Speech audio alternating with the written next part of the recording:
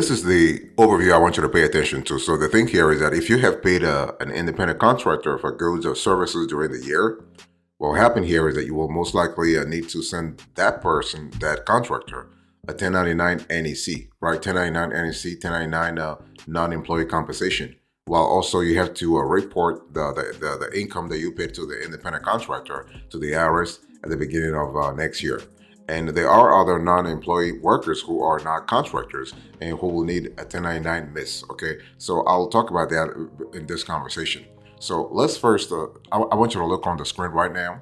So this is how a 1099 MISC looks like. So you have all kinds of information. So you have, so you can see the payer's name, you have the payer's TIN number, TIN number, tax identification number. So we're going to leave this on the screen for a few seconds so you have a clear idea how a 1099 MISC actually looks like. I'm just showing you here a copy one. So you have several copies. You have a copy that goes to the IRS, a copy that goes to the state tax department, and a copy that goes to the recipient. Now I want to show you also here. It's very important to really understand that I want to show you copy one for the state tax department, so you have a clear idea what I'm talking about. So this is the first one is the 1099 MISC, and now I'm showing you on the screen here 1099 NEC. So this is how it looks like. So there is a slight difference between 1099 MISC and 1099 NEC. I'll go into that later on, but I just wanted to show you how the those two 1099 forms actually look like, so you have a clear idea. So the thing is that it's one of those things where you are actually notifying the IRS about how much you paid to that employee, but also the IRS is trying to cross the data that they get from you with the data the recipient is actually sending them in terms of income. So it's a great opportunity for the agency to cross-track, if you will, income data. Okay, so 1099 NEC, this is how it looks like. So NEC, by the way, it really it means non-employee compensation. Nothing really complicated here. So you put the same information, your TIN number, your tax identification number. It can be your TIN or your EIN for that matter. By the way, boss, welcome back to the show. It's really a pleasure to have you here. Make yourself comfortable. You are going to enjoy today's conversation.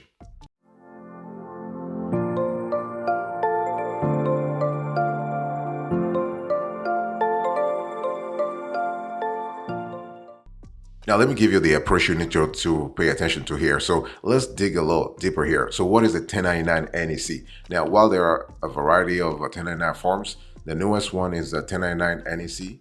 It's used to actually report payments to contractors and service providers who are not employees at your company and do not have taxes withheld.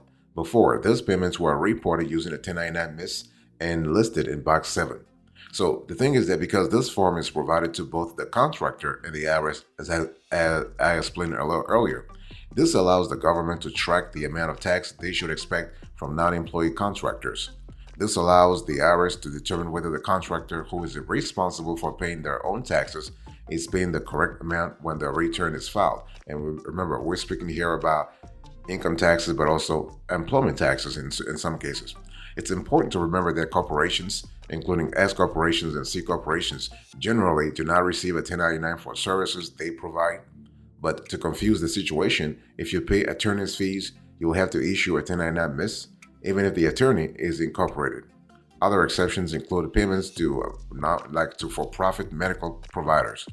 So Form 1099 should really only be issued to document payments for services rendered, but not for goods purchased. Okay, there is also a $600 threshold that needs to be surpassed. So you don't have to issue a 1099, let's say, to a contractor who has been paid less than that amount during the year. Okay, now when is a 1099 MISC required instead of a 1099 NEC? Because it's really important to understand the categorization here.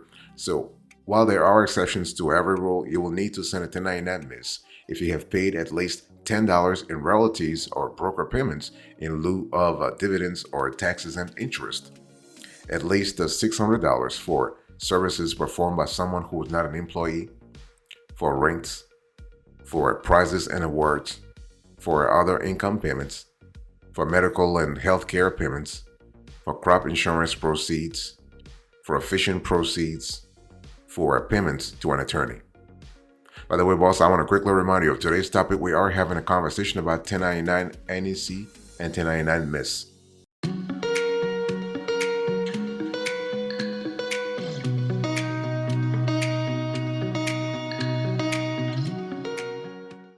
Now, who should really get a 1099 MISC? Let's talk about that.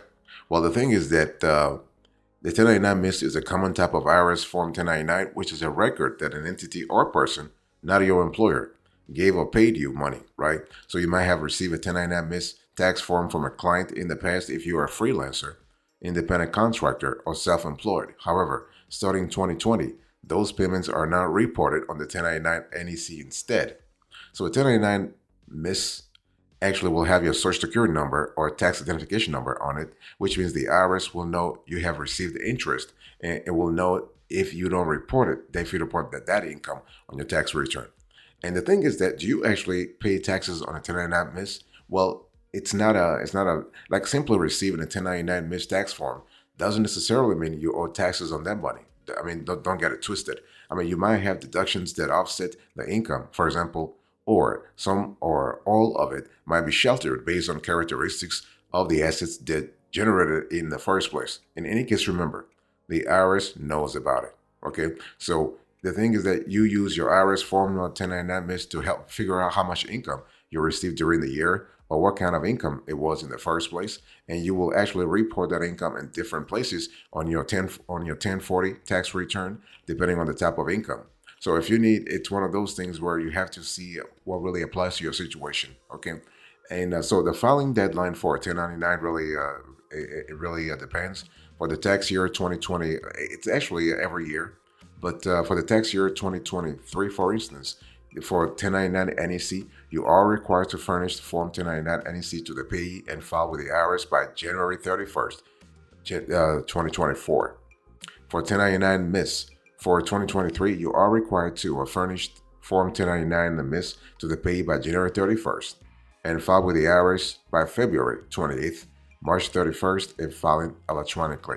Now, it's one of those things where again, if you know you might be late, it's always important to contact the agency, so at least you can ask for an extension. It's always possible.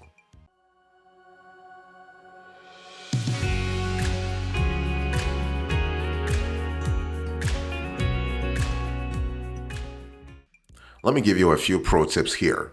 So let's talk about Form 1099 MISC or Form 1099 NEC instructions. So in order to accurately complete the Form 1099 NEC or Form 1099 MISC, you will need information usually found on the worker's W-9. This is another quite essential piece of documents, W-9.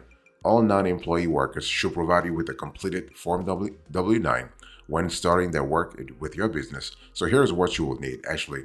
So you will need this year Forms 1099 NEC and 1099 MISC, the legal name of the contractor, NEC, or non-employee worker, MISC, their business name if it's different from the contractor's name, the federal tax classification of the contractor, so you will know whether you will need to issue a 1099 NEC or a 1099 MISC, current and accurate mailing address, the tax identification number or social security number, the total amount of funds paid to the contractor for the calendar year. And it's one of those things where, again, it's all about record keeping, so you got to really keep proper records. So to get you started on the right foot, included right now on the screen is an image of the form itself. I've shown you this before, but I'm showing you this again. So you can see how it fits, how everything fits with all the boxes. So on the screen, I want you to look on the screen right now so you have a clear idea. Now let's talk about checking all the boxes. So once you actually have entered the information that I just showed you on the screen, you can populate any of the 17 boxes that apply.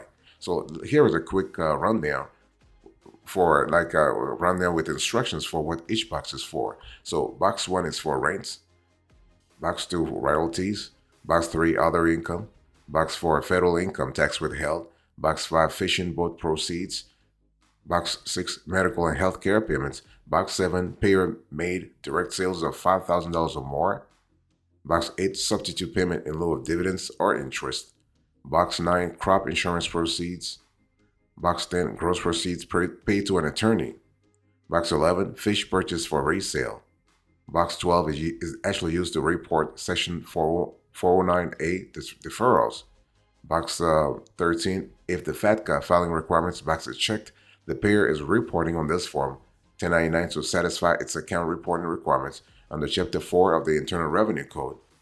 Box 14, you have excess golden parachute payment. Box 15, non-qualified deferred compensation. Box 16 to 18, these boxes are used to show state or local tax income tax withheld from the payments. By the way, boss, I want to quickly remind you of today's topic. We are having a conversation about Form 1099 NEC and Form 1099 MISC.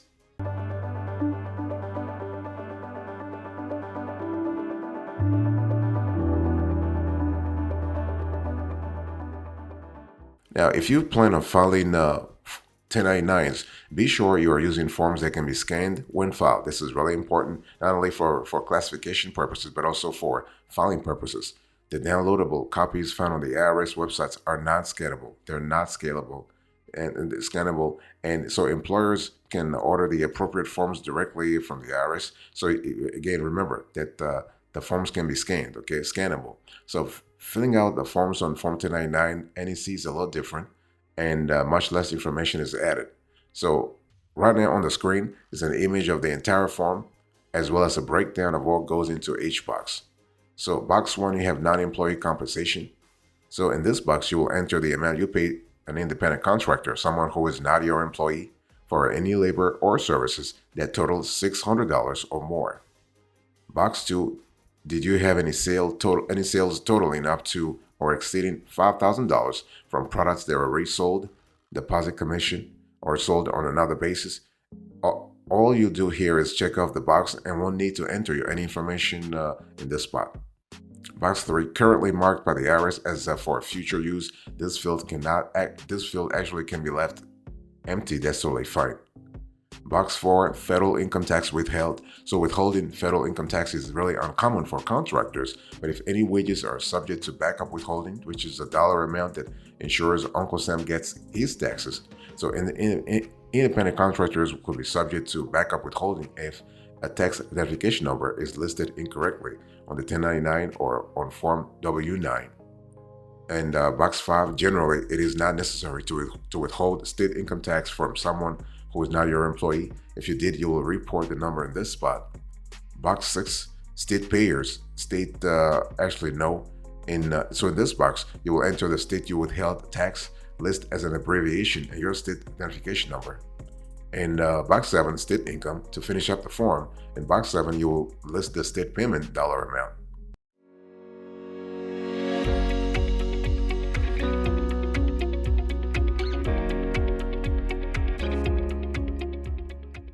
Let me give you a winner here. So whether it's NEC or MISC, Form 1099 can be one of the more confusing forms that you have to fill out. But luckily, if you keep your accounting records up to date throughout the year, most of the work is done for you. This is really cool. So while small companies may process their 1099s without the use of a payroll software provider, for those that pay several contractors or have a specialty business such as, let's say, music publishers, it pays to automate the process as much as you can. So it's one of those things where you have to really think deep here in terms of tax planning. So for more information on Form 1099 NEC or let's say Form 1099 MISC, you want to visit the IRS websites or consult your CPA or tax advisor. If you have a further question, let us know in the comment section, and one of our team members will get back to you with more explanation here.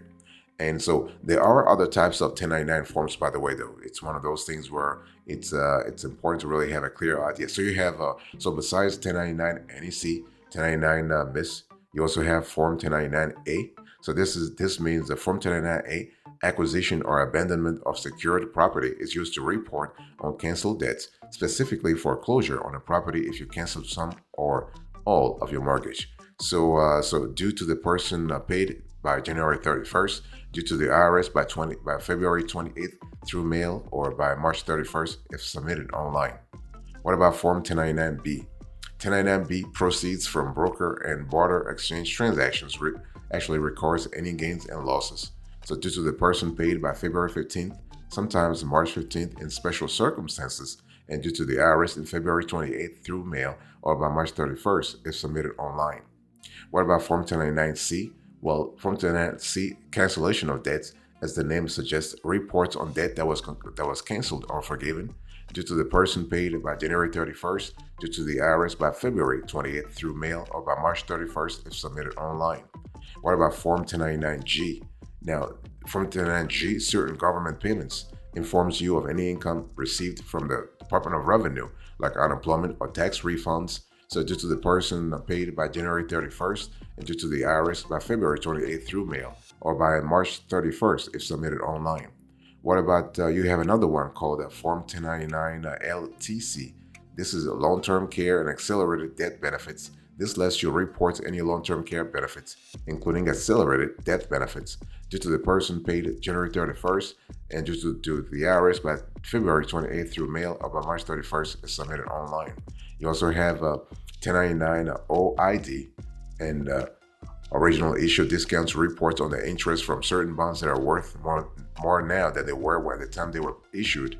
And you also, and it's the same thing. You have it's due to the person paid by January 31st, due to the IRS by February 28th through mail, or by March 31st if submitted online. It's the same thing for 1099-Q payments from qualified education programs. If you receive distributions from a Coverdale Education Savings Account or a 529 plan, or 1099-QA, which is distributions from Achieving a Better Life Experience ABLE accounts, that reports on any distributions from an ABLE account. Again, the same thing is that, the person paid January 31st and to the IRS February 28th through mail, or March 31st if submitted online.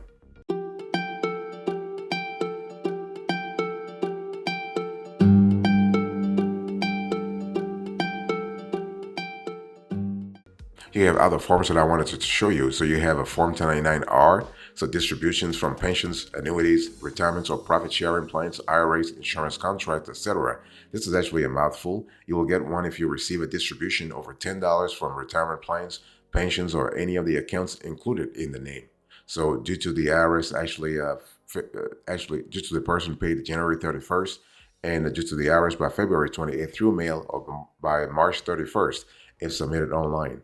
Also, you have a Form 1099-S, actually proceeds from real estate transactions. This is used to report on income received from the sale or exchange of real estate due to the person paid by February 15th, due to the IRS by February 28th through mail, or by March 31st is submitted online. And then you have a 1099-SA and the distributions from an HSA, Archer MSA, or Medicare Advantage MSA. This reports on funds from tax-advantaged healthcare savings plans due to the person paid by January 31st, due to the IRS by February 28th or through mail, or by March 31st if submitted online.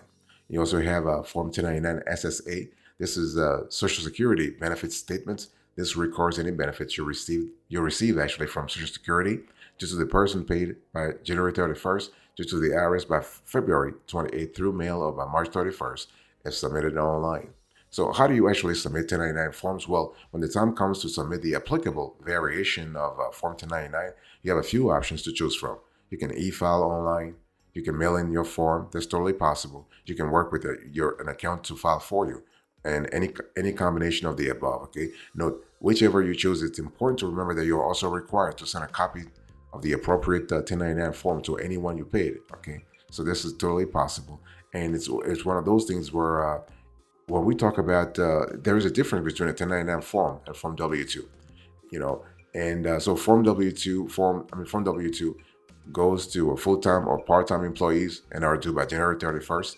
A W-2 is used by companies to report the total income paid to an employee, as well as any taxes that were actually withheld. 1099s, most likely 1099 NEC, go to any independent contractors, self-employed persons, or freelancers, also known as 1099 employee. So it's one of those things where you have to really understand. Thank you so much for your attention. I really appreciate it. Let's do a quick recap here. So in today's conversation, I explained to you Form 1099 NEC and Form 1099 MISC. I give you the overview, the approach, the pro tips, and the winner. Thank you so much. God bless you. I'll speak to you another time. Until then, remember, stay marvelous.